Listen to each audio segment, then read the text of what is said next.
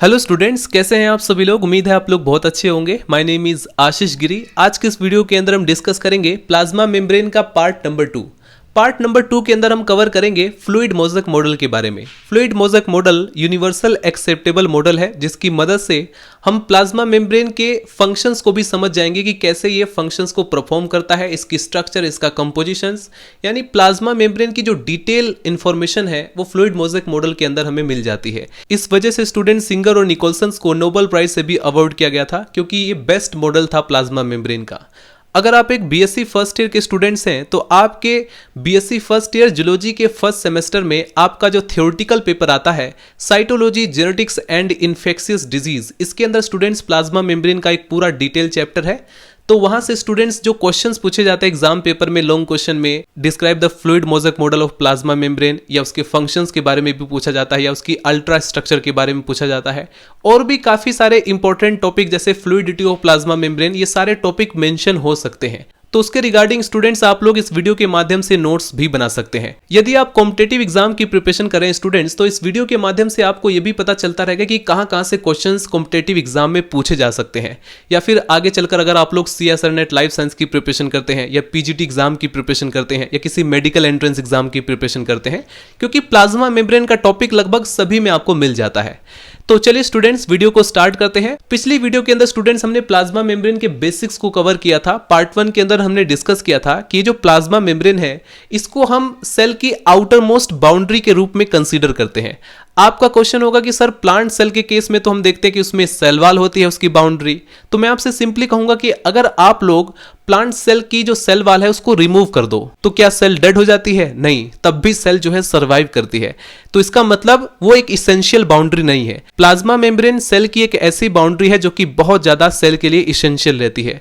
इसके बिना सेल जो है अपनी एग्जिस्टेंस को ही लॉस कर देता है। तो ऐसे में स्टूडेंट चाहे आप एनिमल सेल को कंसीडर करें या प्लांट सेल को कंसीडर करें, आपको ये पता होना चाहिए कि प्लाज्मा मेम्ब्रेन जो होती है ये सेल की आउटर मोस्ट बाउंड्री कंसीडर की जाती है। हमने आपको बताया था कि प्लाज्मा मेम्ब्रेन सिलेक्टिवली परमेबल होती है, यानी कि वो चीजों को सिलेक्ट करके ही उसका ट्रांसपोर्टेशन करती है, चाहे वो अंदर इनसाइड हो चाहे वो आउटसाइड हो। यहां पर आप लोग ध्यान रखें, प्लाज्मा मेम्ब्रेन को हम परमेबल मेम्ब्रेन नहीं कह सकते। क्यों नहीं कह सकते स्टूडेंट्स? क्योंकि परमेबल जो मेम्ब्रेन होती है स्टूडेंट्स वो सभी प्रकार के सोल्यूट के मूवमेंट को अलाउ करती है, ठीक है। लेकिन हम देखते हैं कि भाई प्लाज्मा मेम्ब्रेन के केस में कुछ सोल्यूट पास हो जाते हैं, कुछ सोल्यूट पास नहीं होते हैं। तो ऐसे में प्लाज्मा मेम्ब्रेन परमेबल मेम्ब्रेन नहीं होती है। इसके बाद स्टूडेंट्स यदि आप लोग देखेंगे पुरानी बुक्स के अंदर या पुराने लिटरेचर के अंदर, प्लाज्मा मेम्ब्रेन को बॉटनी के अंदर सेमी परमेबल मेम्ब्रेन भी कंसीडर किया गया है, जो कि बिल्कुल रॉन्ग इंफॉर्मेशन है। आपको यहां पर ध्यान रखना है कि plasma membrane semi permeable membrane भी नहीं है। क्यों नहीं है? क्योंकि जो सेमी परमेबल मेम्ब्रेन रहती है ये सिर्फ सॉल्वेंट के मूवमेंट को ही अलाउ करती है।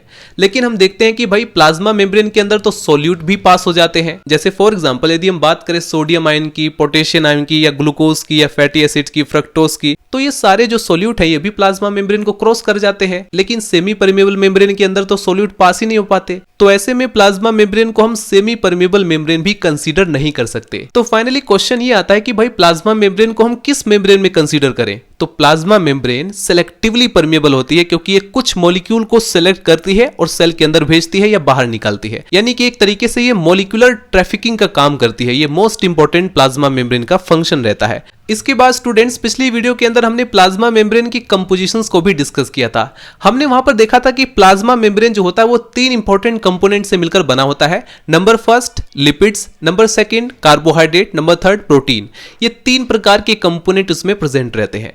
लेकिन स्टूडेंट्स इन कंपोनेंट का अरेंजमेंट कैसा होता है ये अभी तक नहीं पता चला था। तो प्लाज्मा मेम्ब्रेन के अंदर लिपिड, कार्बोहाइड्रेट और प्रोटीन के कंपोनेंट के अरेंजमेंट को समझाने के लिए काफी सारे मॉडल्स दिए गए, बहुत सारे मॉडल्स दिए गए। उन सभी मॉडल्स के अंदर जो इंपॉर्टेंट मॉडल्स हैं उनके बारे में मैं डिस्कस करूंगा, जिसमें एक ओवर्टन का मॉडल आता है। साइंटिस्ट ओवर्टन एक पहले साइंटिस्ट हैं जिन्होंने ये बताया था कि जो प्लाज्मा मेम्ब्रेन होती है ये जिस मेम्ब्रेन की बनी होती है उसका नेचर लिपिड का होता है, यानी उसका केमिकल नेचर लिपिड है। यानी स्टूडेंट्स प्लाज्मा मेम्ब्रेन लिपिड की बनी होती है, यानी उसका जो कंपोजिशन है, उसका नेचर जो है वो लिपिड का होता है, ये पहली बार पता लगाया था ओवर्टन ने। लेकिन स्टूडेंट्स, ओवर्टन ने जो मॉडल प्रस्तुत किया था वो रिजेक्ट हो गया, वो फेल हो गया, क्योंकि वो मॉलिक्यूल के ट्रांसपोर्टेशन को नहीं समझा पा रहा था कि जो नॉन पोलर मॉलिक्यूल है, चलो ठीक है वो तो पास हो जाते हैं, लेकिन पोलर मॉलिक्यूल कैसे प्लाज्मा मेम्ब्रेन के अंदर एंटर करते हैं ये बात वो नहीं समझा पाया, जिसकी वजह से ओवर्टन का जो मॉडल है वो फेल हो गया। इसके बाद स्टूडेंट्स, प्लाज्मा मेम्ब्रेन के कंपोनेंट के अरेंजमेंट को समझाने के लिए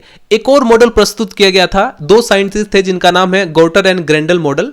इस मॉडल में स्टूडेंट सिंपली बताया गया कि ये जो प्लाज्मा मेम्ब्रेन होती है, इसमें जो हम लिपिड को देखते हैं, ये लिपिड बाय लेयर के रूप में प्रेजेंट रहती है, राइट। ओवर्टन मॉडल से तो हमें ये पता चला था कि भाई प्लाज्मा मेम्ब्रेन जो होती है वो लिपिड की बनी होती है, लेकिन उन्होंने ये नहीं बताया था कि भाई ये बाय लेयर इसमें प्रेजेंट रहता है। बाय लेयर का जो कॉन्सेप्ट है ये गॉटर एंड ग्रेंडल ने बताया था अपने मॉडल के अंदर। लेकिन स्टूडेंट्स ये भी ये नहीं समझा पाए कि कैसे मॉलिक्यूल जो है वो प्लाज्मा मेम्ब्रेन के अक्रॉस उनका ट्रांसपोर्टेशन होता है। चलिए ठीक है, इन्होंने मान लिया कि चलो बाय लेयर की बनी होती है। अब उसमें students non polar molecule plasma membrane के अक्रॉस वहां पर उनका ट्रांसपोर्टेशन हो जाता है, लेकिन पोलर मॉलिक्यूल का ट्रांसपोर्टेशन कैसे होता है वो ये नहीं समझा पाए, जिसकी वजह से ये मॉडल भी फेल हो गया। ध्यान रखना स्टूडेंट्स, ये जो गॉटर एंड ग्रेंडल का मॉडल है, इससे रिलेटेड कॉम्पिटिटिव एग्जाम में क्वेश्चंस पूछे जा सकते हैं, इसीलिए मैंने आपको इसके बारे में बताया। इस मॉडल के अंदर जो उन्होंने बताया था कि प्लाज्मा मेम्ब्रेन बाय लेयर की बनी होती है, ये एक एक्सपेरिमेंट के थ्रू इन्होंने बताया। एक एक्सपेरिमेंट किया गया था, ह्यूमन आरबीसी यानी जो एरिथ्रोसाइट्स होती है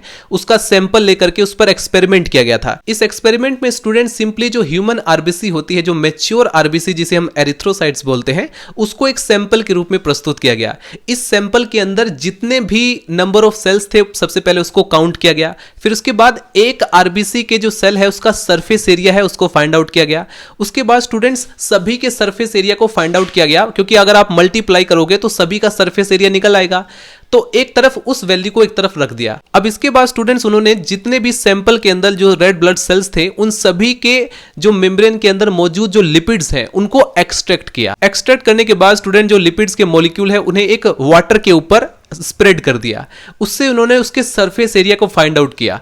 तो जब उन्होंने सरफेस एरिया को फाइंड आउट किया तो वो टोटल सरफेस एरिया से उसका डिफरेंस देखा उन्होंने, और कितना डिफरेंस देखा, लगभग दोगुने का डिफरेंस देखा। तो इससे उन्होंने आइडिया लगाया कि प्लाज्मा मेम्ब्रेन के अंदर ये जो लिपिड मौजूद है स्टूडेंट्स, ये जो है बाय लेयर के फॉर्म में है, क्योंकि वहां पर जो सरफेस एरिया फाइंड आउट किया इन्होंने वो डबल निकल कर आया। इसीलिए उन्होंने बताया कि प्लाज्मा मेम्ब्रेन जो होती है वो बाय लेयर के फॉर्म में प्रेजेंट रहती है। लेकिन स्टूडेंट्स इस मॉडल के थ्रू भी प्लाज्मा मेम्ब्रेन के ट्रांसपोर्टेशन को वो नहीं समझा पाए, इसकी वजह से ये मॉडल फेल हो गया। लेकिन फेल होने के बावजूद इन्होंने एक इंपॉर्टेंट इंफॉर्मेशन ये प्रोवाइड किया कि जो प्लाज्मा मेम्ब्रेन होती है ये डबल मेम्ब्रेन की बनी होती है, यानी इस लिपिड की बाय लेयर इसमें प्रेजेंट रहती है। इसके बाद स्टूडेंट्स प्लाज्मा मेम्ब्रेन के अंदर जो कंपोनेंट है उसके अरेंजमेंट को समझाने के लिए एक और मॉडल प्रस्तुत किया गया, जिनका नाम है डेवसन एंड डेनेली मॉडल। ये भी इंपॉर्टेंट मॉडल रहा, क्योंकि इसके अंदर पहली बार किसी ने ये बताया कि भाई किस चक्कर में पड़े हो, प्लाज्मा मेम्ब्रेन में आप कह रहे हैं कि लिपिड बाय लेयर का बना होता है, चलिए ठीक है, लिपिड के अलावा इसमें प्रोटीन भी प्रेजेंट रहता है। तो ये ऐसा पहला मॉडल प्रस्तुत किया गया जिसमें पहली बार किसी ने कहा कि भाई प्लाज्मा मेम्ब्रेन के अंदर लिपिड के अलावा प्रोटीन भी प्रेजेंट रहता है, ठीक है। लेकिन स्टूडेंट्स ये मॉडल भी फेल हो गया, क्योंकि इसके अकॉर्डिंग क्या था, जैसे आप लोग यहां पर डायग्राम देख रहे हैं ना, ये लिपिड के आपको बाय लेयर दिखाई पड़ रही है। इन्होंने कहा कि इसके ऊपर एक लेयर प्रेजेंट रहती है प्रोटीन की, और नीचे जो साइटोसोलिक पार्ट है वहां पर भी एक लेयर प्रोटीन की प्रेजेंट रहती है। तो ऐसे में जरा ध्यान से सोचिए, अगर मैं कोई पोलर मॉलिक्यूल यहां पर रखता हूं, उसका ट्रांसपोर्टेशन देखता हूं इनसाइड की तरफ, यानी आउटसाइड से इनसाइड की तरफ हम किसी पोलर मॉलिक्यूल का ट्रांसपोर्टेशन को देखते हैं, तो वो प्रोटीन की लेयर को तो पार कर जाएगा, लेकिन ये जो आपको दिखाई दे रही है लिपिड की बाय लेयर, इसको कैसे पार करेगा, तो ये भी ट्रांसपोर्टेशन को नहीं समझा पाए। दूसरी तरफ आप जरा सोचिए, चलिए नॉन पोलर को भी कंसीडर कर लेते हैं, तो वो प्रोटीन की लेयर को कैसे पार करेगा। तो ऐसे में इन्होंने मॉलिक्यूल के जो ट्रांसपोर्टेशन है उसको समझा नहीं पाए, इसलिए ये मॉडल भी फेल हो गया। लेकिन इस मॉडल की मदद से पहली बार हमें पता चला कि भाई लिपिड की बाय लेयर जो होती है उसमें प्रोटीन भी प्रेजेंट है। डेवसन और डेनेली मॉडल के बाद स्टूडेंट्स एक और साइंटिस्ट आए और उन्होंने भी अपना मॉडल प्रस्तुत किया। अब ये जो स्टूडेंट डेवसन और डेनेली मॉडल है, ये रॉबर्टसन मॉडल से बहुत ज्यादा सिमिलर है, राइट। लेकिन एक डिफरेंस, एक मेजर डिफरेंस ये था, रॉबर्टसन ने प्लाज्मा मेम्ब्रेन की थिकनेस को भी फाइंड आउट कर दिया, जो कि आज हम कहते हैं कि भाई प्लाज्मा मेम्ब्रेन उसका एवरेज जो थिकनेस होता है वो 75 एंगस्ट्रॉम होता है। ये किसने फाइंड आउट किया था? ये जो है रॉबर्टसन मॉडल के अंदर हमें देखने को मिलता है, जो कि आज भी फॉलो किया जाता है, राइट। इन्होंने क्या कहा कि ये जो ऊपर प्रोटीन की लेयर प्रेजेंट रहती है रॉबर्टसन ने, ये 20 एंगस्ट्रॉम की होती है, और ये जो आपको बीच में फॉस्फोलिपिड की जो बाय लेयर दिखाई दे रही है ये 35 एंगस्ट्रॉम की होती है, और नीचे वाली जो लेयर प्रोटीन की होती है ये भी 20 एंगस्ट्रॉम की होती है। तो इस तरीके से इन्होंने पूरे जो प्लाज्मा मेम्ब्रेन का सरफेस एरिया है वो बताया कि ये 75 एंगस्ट्रॉम का होता है, जो कि आज भी फॉलो किया जाता है, राइट। इन सभी मॉडल के बाद स्टूडेंट्स 1972 में सिंगर एंड निकोलसन, इन दोनों साइंटिस्ट ने प्लाज्मा मेम्ब्रेन का एक नया मॉडल प्रस्तुत किया जिसे हम बोलते हैं फ्लूइड मोज़ेक मॉडल। ये मोस्ट इंपॉर्टेंट मॉडल है, इसी के बारे में हम डिटेल में पढ़ने वाले हैं, क्योंकि इस मॉडल के इस मदद से स्टूडेंट्स हम समझ जाते हैं कि कैसे पोलर और नॉन पोलर मॉलिक्यूल है उनका कैसे प्लाज्मा मेम्ब्रेन के अक्रॉस ट्रांसपोर्टेशन होता है। इसकी वजह से इन्हें नोबेल प्राइज से भी अवार्ड किया गया था। इसके बारे में आप लोग लिखेंगे, fluid mosaic model of biomembrane structure was proposed by Singer and Nicolson in 1972। According to this model, यानी इस मॉडल के अनुसार, the cell membrane have been visualized as mosaic of lipids and proteins. ठीक है, एक मोज़ेक की तरह विजुअलाइज होती है। The lipids are thought to be arranged primarily in bilayer in which peripheral and integral protein are embedded to varying degrees. ये जो lipid bilayer है इसके अंदर जो प्रोटीन है उनका अरेंजमेंट कुछ तो पेरिफेरल में होता है, यानी कि कुछ आपको दिखाई देंगे पेरिफेरी पर यहां पर मौजूद, कुछ जो है इंटीग्रल प्रोटीन होते हैं यानी धसे रहते हैं, पूरी तरह से ट्रांस मेम्ब्रेन स्ट्रक्चर में पाए जाते हैं, राइट। इन्हीं की मदद से एक तरीके से चैनल फॉर्म करते हैं पोलर मॉलिक्यूल के लिए। इन्हीं की मदद से स्टूडेंट्स जो मॉलिक्यूल्स होते हैं पोलर मॉलिक्यूल, वो प्लाज्मा मेम्ब्रेन के अक्रॉस उनका ट्रांसपोर्टेशन हो जाता है, राइट। आयंस के ट्रांसपोर्टेशन के लिए स्टूडेंट्स आयनोफोर प्रोटीन्स रहते हैं। तो ये सारी जो इंफॉर्मेशन है ये हमें फ्लूइड मोज़ेक मॉडल की मदद से मिलती है। इसके बाद स्टूडेंट्स फाइनली आप लोग हेडिंग डालेंगे salient features of fluid mosaic model. देखो एग्जाम पेपर की रिटन कॉपी में अगर आपको लिखना है तो उसके लिए नोट्स बनाना पड़ेगा, तो इसके बारे में आपको सभी पॉइंट वाइज आपको लिखना पड़ेगा। जितना अच्छा लिखेंगे उतनी अच्छी मार्क्स मिलेंगे, जितना अच्छा डायग्राम बनाएंगे वो बहुत ज्यादा इफेक्ट करता है एग्जामिनर को, ताकि आपको अच्छे मार्क्स दे सके। इसमें आपको लिखना है according to fluid mosaic model all biomembrane, जितने भी प्लाज्मा मेम्ब्रेन स्ट्रक्चर्स है can be described as protein iceberg embedded in a sea lipids, यानी लिपिड के समंदर में ये जो प्रोटीन होते हैं ये आइसबर्ग के फॉर्म में प्रेजेंट रहते हैं। टाइटैनिक मूवी आपने देखा होगा, उसमें बताया जाता है कि एक बड़ा सा आइसबर्ग उनकी जहाज के सामने आ जाता है। ठीक वही बात हो रही है कि भाई पूरा जो लिपिड का समंदर है ना उसके अंदर ये जो प्रोटीन रहते हैं ये आइसबर्ग के फॉर्म में प्रेजेंट रहते हैं बीच बीच में, ठीक है। पॉइंट नंबर फर्स्ट में आप लोग नोट डाउन करेंगे, लिपिड्स फॉर्म ए क्रिस्टलाइन बायलेयर। ये जो लिपिड्स होते हैं ना ये क्रिस्टलाइन बायलेयर का फॉर्मेशन करते हैं। This provide flexibility to the membrane, ये मेम्ब्रेन को फ्लेक्सिबिलिटी प्रोवाइड करता है and permits transitional movement of lipid and intrinsic protein molecules. Transition movement मैंने पिछली वीडियो के अंदर आपको बताया था प्लाज्मा मेम्ब्रेन के अंदर। इसमें आप लोग आगे लिखेंगे द लिपिड बायलेयर, ये जो लिपिड की बायलेयर होती है ये फॉस्फोलिपिड मॉलिक्यूल्स की बनी होती है, यानी डबल लेयर इसमें प्रेजेंट रहती है। इसके बाद स्टूडेंट्स आप लोग number second point note down करेंगे, जो कि मैं पार्ट फर्स्ट के अंदर एक्सप्लेन कर चुका हूं कि जो फॉस्फोलिपिड मॉलिक्यूल्स होते हैं ये एम्पीपैथिक नेचर के होते हैं। क्यों होते हैं? क्योंकि इसमें हाइड्रोफोबिक रीजन भी प्रेजेंट होता है जो कि वाटर हीटिंग करता है, वाटर से रिपेल करता है। दूसरा हाइड्रोफिलिक रीजन भी इसमें प्रेजेंट रहता है जो कि वाटर लविंग होता है, पोलर एंड्स रहता है। तो उसमें आपको लिखना है the phospholipid molecule are amphipathic nature. The term amphipathy was coined by, ये किसने दिया था? हर्टली ने 1936 में, फॉर दोज मॉलिक्यूल, यानी ऐसे मॉलिक्यूल के लिए विच हैव बोथ, यानी जिसमें दोनों प्रेजेंट रहते हैं, हाइड्रोफोबिक कैरेक्टर या रीजन या हाइड्रोफिलिक रीजन, ठीक है। Point number third note down करेंगे students, the arrangement of phospholipid in biomembrane form a water resistance barrier.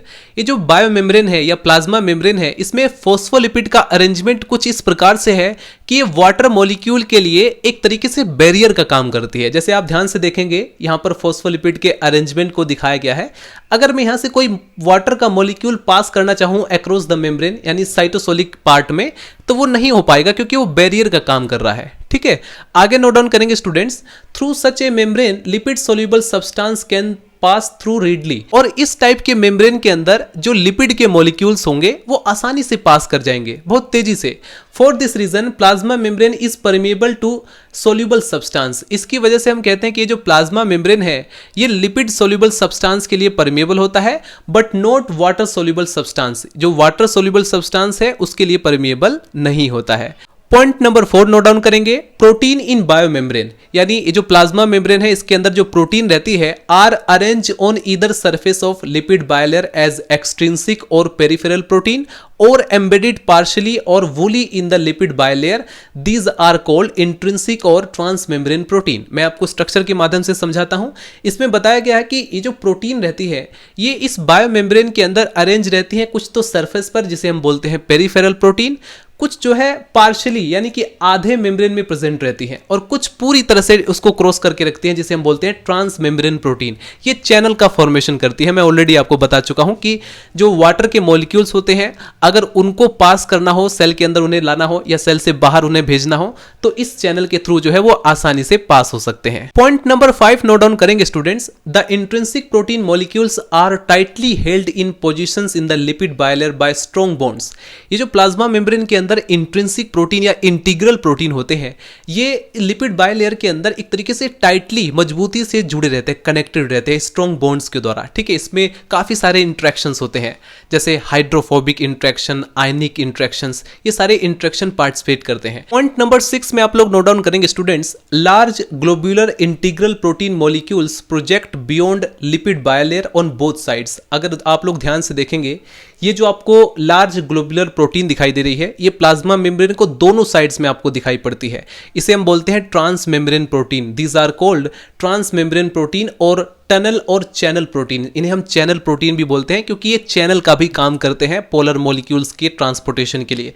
These are believed to be bind channel that provide passage for water soluble substance। ऐसा माना जाता है कि ये जो channels होते हैं ये वाटर सोल्यूबल सब्सटेंस के लिए एक पैसेज, एक रास्ता बनाते हैं जिससे कि उनका ट्रांसपोर्टेशन हो सके। These provide selective permeability to plasma membrane। हम जो कह रहे थे अभी तक कि प्लाज्मा मेम्ब्रेन सिलेक्टिवली परमेबल होती है वो इसी कैरेक्टर की वजह से होता है क्योंकि ये चीजों को सिलेक्ट करती है कि कौन सा मॉलिक्यूल अंदर आना चाहिए, कौन सा बाहर जाना चाहिए। मॉलिक्यूलर ट्रैफिकिंग का काम करती है। सो स्टूडेंट्स इसके बारे में आप लोग फटाफट नोट डाउन करेंगे, आप लोग इसका स्क्रीनशॉट भी ले सकते हैं। प्यारे दोस्तों, plasma membrane fluid mosaic model के रिगार्डिंग अभी तक हम 6 पॉइंट नोट डाउन कर चुके हैं। अब आप लोग नोट डाउन करेंगे point number 7, small integral protein molecules partially penetrate lipid bilayer and are exposed on one surface only. ये जो स्मॉल इंटीग्रल मॉलिक्यूल्स होते हैं प्रोटीन्स के स्टूडेंट्स, ये प्लाज्मा मेम्ब्रेन को पार्शियली पेनिट्रेट करते हैं, यानी कि हाफ, पार्शियली मतलब हाफ। ठीक है, यहां तक के लगभग ये पेनिट्रेट करेंगे। अगर वो आउटर इंटीग्रल प्रोटीन होगा, ठीक है, एक होता है आउटर, एक होता है इनर, यानी कि दोनों सरफेस में से कहीं पर भी वो इंटीग्रल प्रोटीन मौजूद हो सकता है लेकिन वो पार्शियली ही पेनिट्रेट करता है। ठीक है, और वो एक ही सरफेस पर एक तरीके से एक्सपोज कंडीशन में पाया जा सकता है। इसके बाद पॉइंट नंबर 8 नोट डाउन करेंगे, on the outer surface of plasma membrane. देखो ध्यान से, ये आउटर सरफेस कहलाता है, ये इनर सरफेस कहलाता है, ये साइटोसोलिक वाला पार्ट कहलाता है। ठीक है, यानी ये जो है जो इनर सरफेस होता है ये साइटोसोलिक रीजन को अटैच करता है। ठीक है, और ये आउटर सरफेस होता है। तो ये जो आउटर सरफेस होता है प्लाज्मा मेम्ब्रेन का, इस पर oligosaccharides are found attached to the same integral protein and form glycoproteins. इसमें हम देखते हैं कि कुछ ओलिगोसैकेराइड्स यानी कार्बोहाइड्रेट्स के कुछ मॉलिक्यूल जो होते हैं वो इंटीग्रल प्रोटीन से अटैच रहते हैं और ग्लाइकोप्रोटीन्स बनाते हैं। ठीक है, जिसे हम क्या कहेंगे, glycoproteins. Some oligosaccharides are bound to lipids. कुछ ओलिगोसैकेराइड्स यानी कुछ कार्बोहाइड्रेट्स ऐसे भी होते हैं जो कि लिपिड से बाइंड करके ग्लाइकोलिपिड्स को फॉर्म करते हैं। These glycoproteins and glycolipids project from the cell surface and form a cell coat. एक सेल कोट का फॉर्मेशन करते हैं जिसे हम ग्लाइकोकैलिक्स भी बोलते हैं। इसके बाद एक और पॉइंट नोट डाउन करेंगे, सेल रिकॉग्निशन। ये जो सेल रिकॉग्निशन होता है ये हेल्प करता है ब्लड ग्रुपिंग में, इम्यून रेस्पॉन्स में एंड रिजेक्शंस ऑफ ट्रांसप्लांट। आगे नोट डाउन करेंगे, some glycoproteins of plasma membrane act as cell receptor.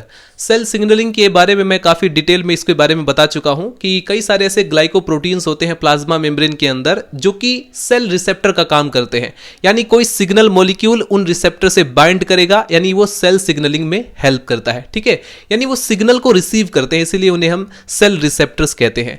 These bind with specific molecules, जिसे हम लिगेंड बोलते हैं। वो जो स्पेसिफिक मॉलिक्यूल होगा वो एक मैसेज लेकर आता है कि सेल के साथ अब क्या करना है, किस प्रोटीन का सिंथेसिस करवाना है, वो सारी चीजें। राइट, तो आगे नोट डाउन करेंगे, these bind with specific molecule reaching the cell surface and help in the flow of information और मटेरियल इनटू द सेल।